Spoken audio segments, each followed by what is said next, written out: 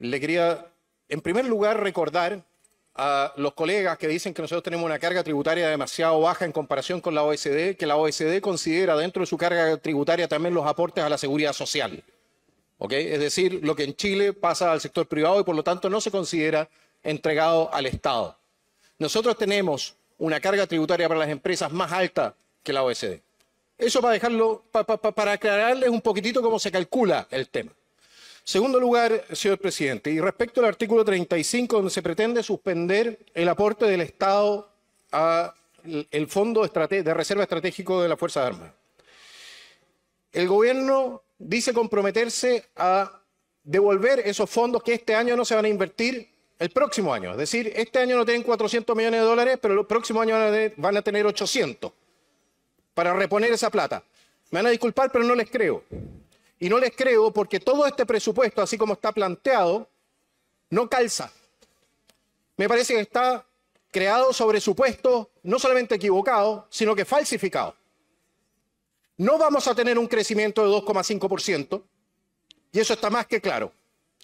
Y por lo demás, no vamos a tener los ingresos que se considera que vamos a tener.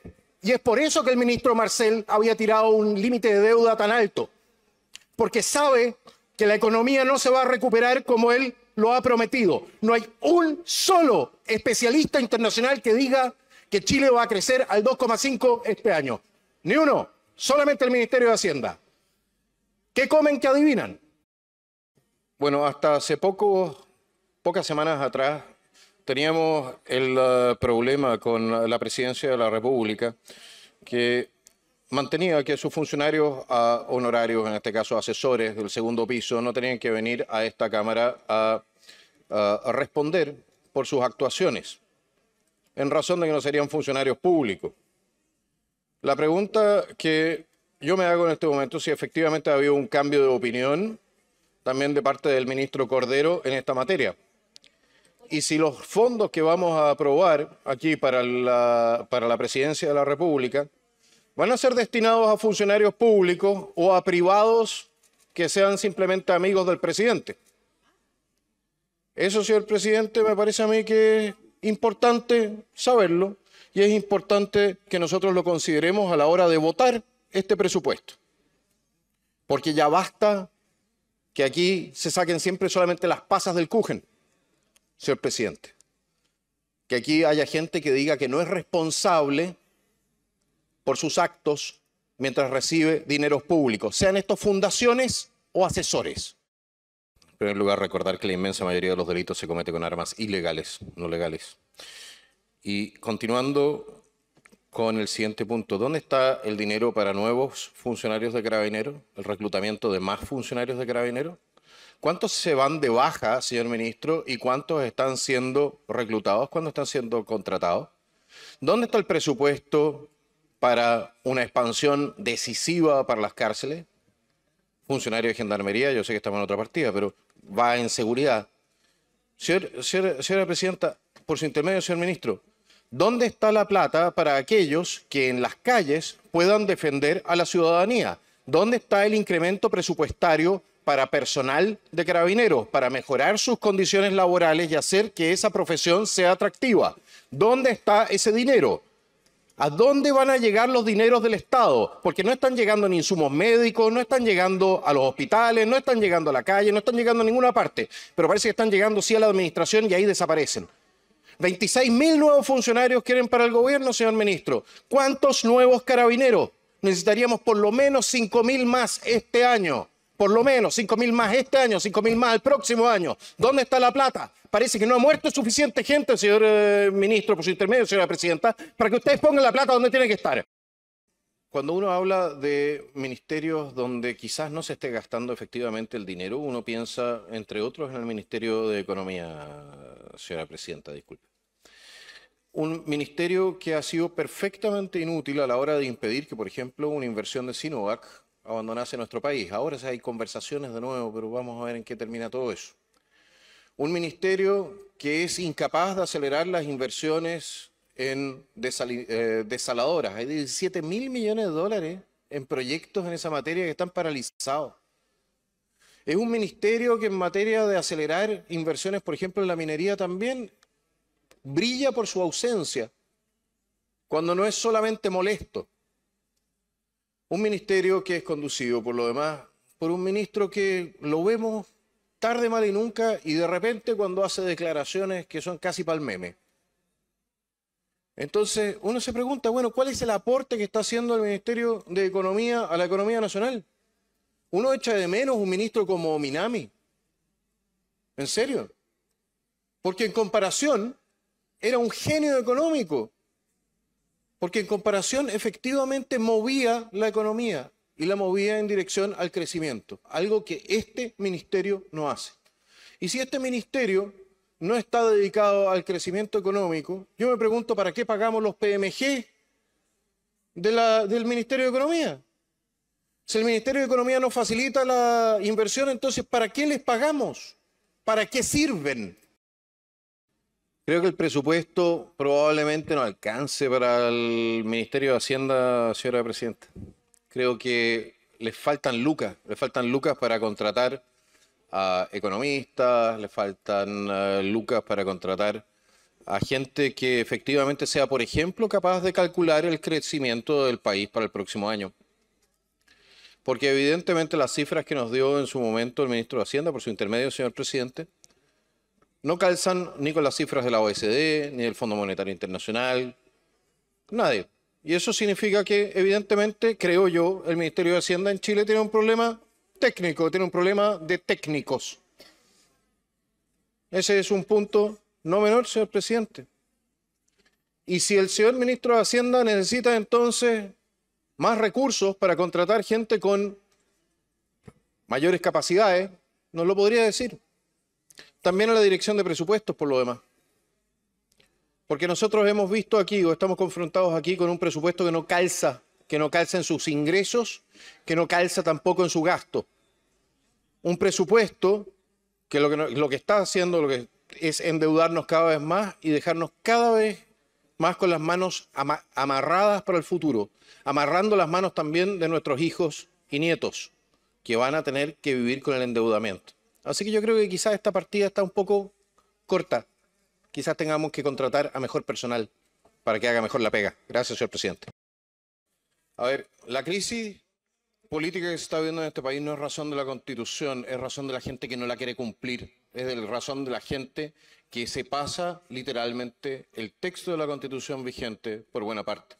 Uno puede compartir el sentido de las iniciativas, pero la crisis política en este país no va a mejorar nunca, nunca, mientras no se respete la ley. Y aquí no se está respetando la ley. Muchísimas gracias, señor presidente. Más allá de que nosotros en el capítulo de tesorería tengamos que ver la suspensión del pago al Fondo de Reserva Estratégico, que son más de 400 millones de dólares, este presupuesto para el Ministerio de Defensa me parece evidentemente insuficiente. Disponer recursos para no más de 7.000 conscriptos en un país con 20 millones de habitantes es literalmente una vergüenza. 2.000 soldados profesionales. Es una vergüenza. Aquí no parece haber realmente conciencia, señor presidente, de las necesidades de defensa de esta nación y de las necesidades también en materia de ayuda en caso de catástrofe, y para qué hablar de la carga que a la que se ha sometido a las Fuerzas Armadas a través de los estados de excepción permanentes, que ya no son excepcionales, que son permanentes. Entonces la lógica indica que nosotros deberíamos ver la parte personal también. Y por otro lado, señor presidente, al año en Perú se están entrenando 50.000 conscriptos. Eso significa que en 10 años ellos van a tener una reserva de 500.000 hombres, mientras que nosotros con suerte vamos a poder levantar 70.000. No estamos siendo responsables con nuestra defensa, señor presidente. Entonces, a mí me parece que no se puede aprobar un presupuesto de esta magnitud. Y me parece también que hay una serie de gastos dentro de defensa que están claramente subvaluados. No sé a dónde está yendo la plata, pero no está yendo claramente a las cosas más importantes que tiene que enfrentar este país. A la directora del Servicio Médico Legal. 585 protocolos de identificación en regiones.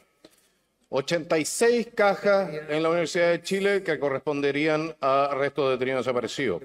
Más protocolos, pero no pudo decirnos cuántos en la región metropolitana. Estamos hablando de un número de cientos de personas que se encontrarían de una u otra manera en poder del Servicio Médico Legal que no han sido identificados.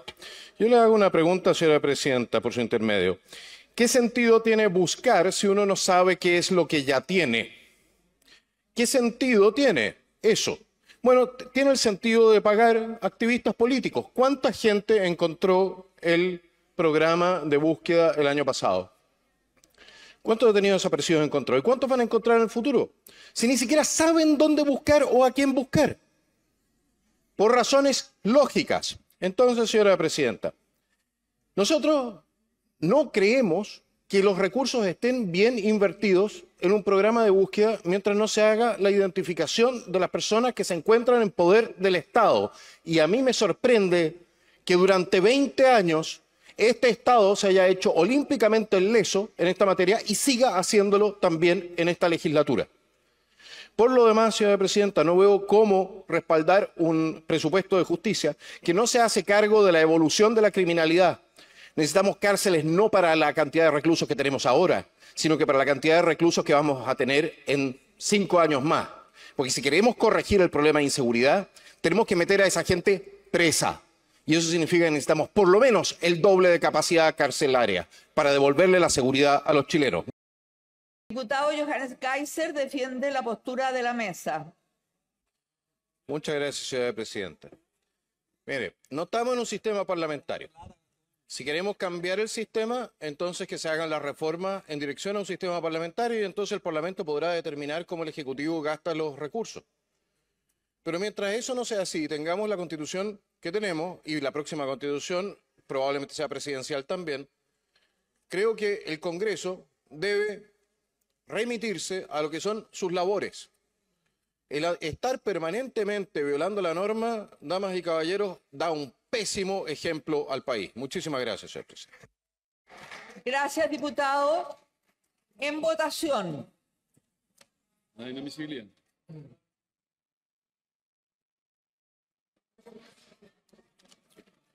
¿Han votado todos los diputados y las señoras diputadas? ¿Han votado todos los señores y señoras diputados y diputadas? Resultado de la votación. Por la afirmativa, 74 votos, 36 en contra, 28 abstenciones. Se declara admisible. Gracias, señora Presidenta. Ok, dado que el argumento constitucional no tira, quizás otro. Es absolutamente imposible poner en línea lo que son las demandas ciudadanas con el presupuesto nacional si el Congreso decide empezar a crear cada vez más gasto independientemente de cuál es la administración, o sea, de cuáles son los recursos disponibles. Entonces, hay que entender que existiendo muchas demandas justificadas, eso no significa que existan suficientes recursos para cubrirlas todas. Si ya no sirve la Constitución para convencerlos de que esto no es una buena idea, sí creo va a servir el considerar que no se puede administrar cuando no es aquel que está recogiendo los dineros el que establece el marco en el cual se gasta. Entonces, existe una razón por la cual tenemos esta norma que dice que nosotros no nos podemos meter en la administración del Estado. Por favor, respetémosla. Gracias. Bueno, al gobierno ya le han dado como tambor apache por el tema de las fundaciones. Yo quiero tocar otro tema, señor ministro. Lamentablemente no está el ministro de Vivienda aquí. Tenemos un déficit de vivienda de 700.000 viviendas, señor presidente, y sigue entrando gente. Cuando usted tiene un ingreso de 80.000 personas al año y que pueden volverse muchos más porque Perú está expulsando a inmigrantes irregulares, entonces toda la inversión que se está haciendo en vivienda se hace sal y agua. Van a seguir aumentando los campamentos, señor presidente. Van a seguir aumentando los arriendos. Y este gobierno no entiende cómo una parte de la mala gestión del gobierno termina afectando a otras partes de la mala gestión de este gobierno. 2% del presupuesto nacional se están dedicando a vivienda, señor presidente. 2%. A la construcción de vivienda. Y sin embargo, no parece entender este gobierno que ese dinero se va a hacer absolutamente sal y agua de la mano de su criminal política migratoria. De la continuación de una política migratoria que nos ha llevado literalmente a hacer un infierno en la tierra de criminalidad. Señor presidente, ¿cuándo nos vamos a hacer cargo de que no tenemos la posibilidad de alojar ni de construir suficiente vivienda para los chilenos y mucho menos para aquellos que se están viniendo desde el extranjero? ¿Cuándo nos vamos a hacer cargo? ¿Cuándo va a aceptar este gobierno de una vez por todas que aquí se acabó la plata y se está acabando también la paciencia? Más allá de los casos de corrupción, vean la realidad como es. Muchísimas gracias, señor presidente. Señor presidente, así es. Esta indicación tenía por objeto dirigir la atención del señor ministro de Hacienda a la situación insostenible que se está viviendo en el Hospital Padre Hurtado, donde durante ya muchísimo tiempo se mantiene un desorden administrativo por el cual tienen que pagar los funcionarios. Sería hora que la administración de una vez por todas empiece a hacer su trabajo. Y por lo demás, esta indicación es absolutamente inconstitucional y la retiro. Muchísimas gracias. Para defender la postura de la mesa, el diputado Kaiser.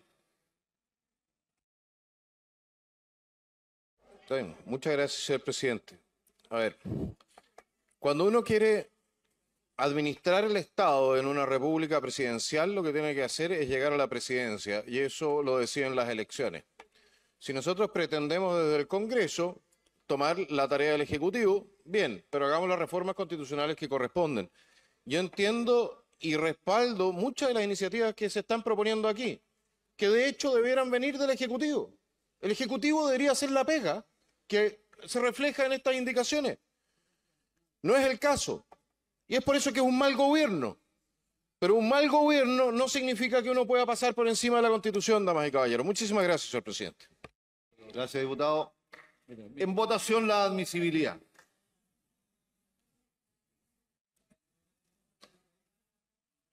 ¿Han votado todas y todos los señores diputados?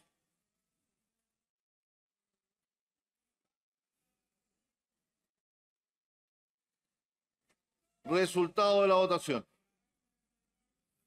Por la afirmativa, 58 votos, 55 en contra, 20 abstenciones. Rechazada.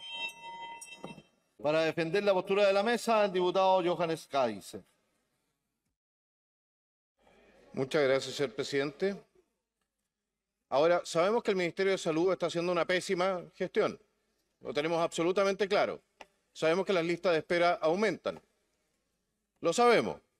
Sabemos que la responsabilidad política de ello es del ministro de Salud.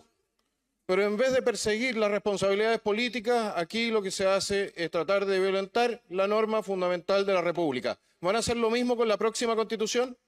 Porque entonces nos podemos ahorrar todo el escándalo. Muchísimas gracias, señor presidente. Muy bien. En votación la admisibilidad.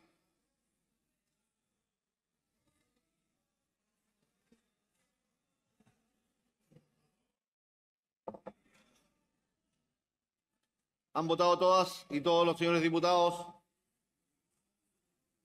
Resultado de la votación. Por la afirmativa, 57 votos, 59 en contra, 15 abstenciones. Rechazada. Señor presidente, a ver, esta Constitución es abiertamente inconstitucional, pero no solamente eso. A mí me gustaría hacer la solicitud a los colegas que no caigan en los vicios en que se cayó la última legislatura. No transformemos esto en un circo. Sabemos que es inconstitucional. Por último, retiren la indicación antes de la votación. Por último, si quieren hacer el punto político.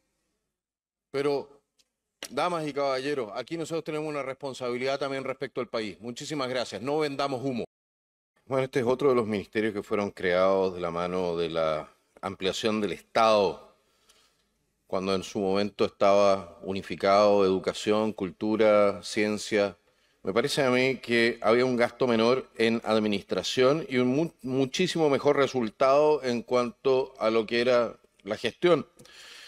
A ver, este ministerio se ha dado el lujo de hacer fracasar la participación chilena en la Bienal de Venecia, se ha dado el lujo de dejarnos en ridículo en la Feria del Libro de Frankfurt. Trata a Albafona como una organización de tercera categoría, a tal punto que el Ceremi de Salud tuvo que intervenir.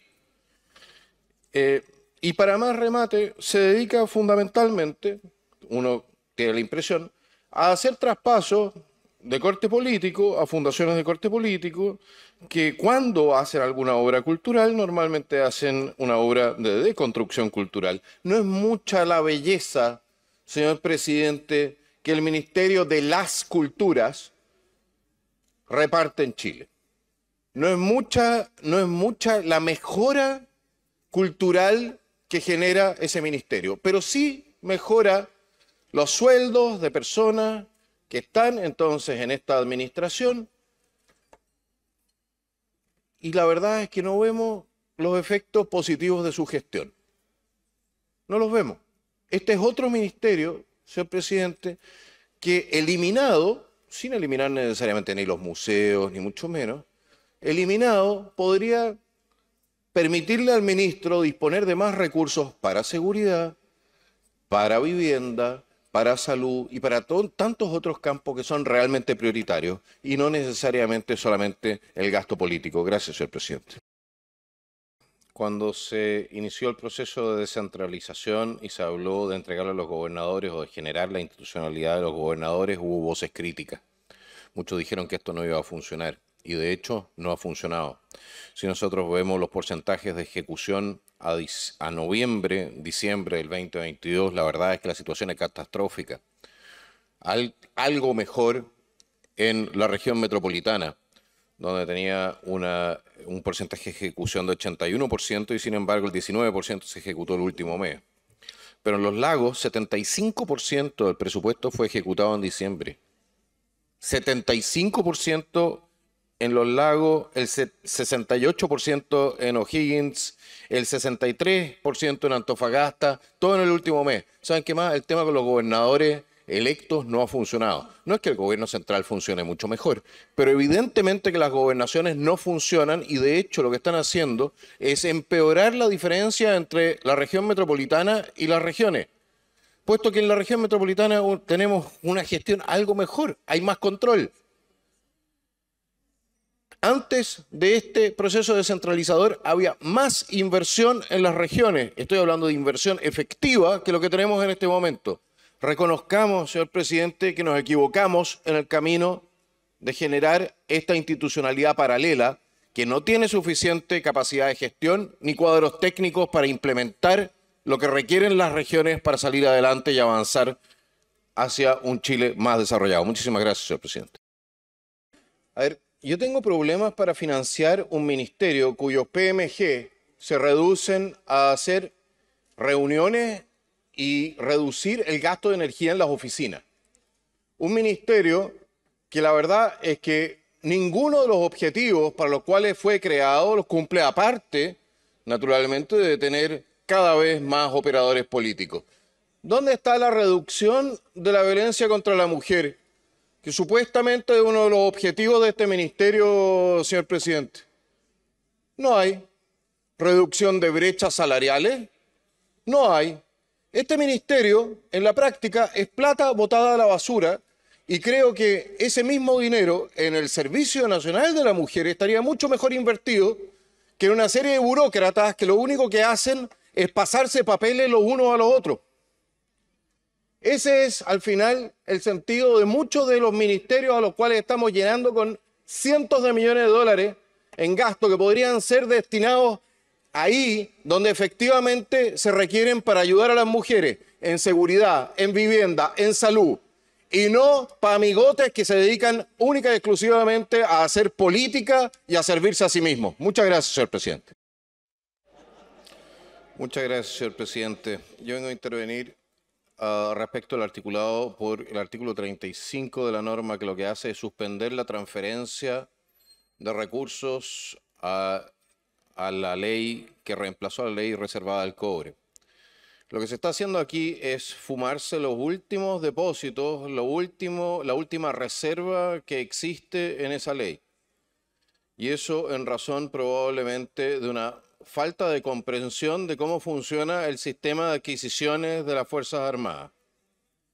Entonces, aquí, damas y caballeros, lo que está haciendo el gobierno es decirnos vamos a suspender este año, el próximo año le vamos a meter la plata.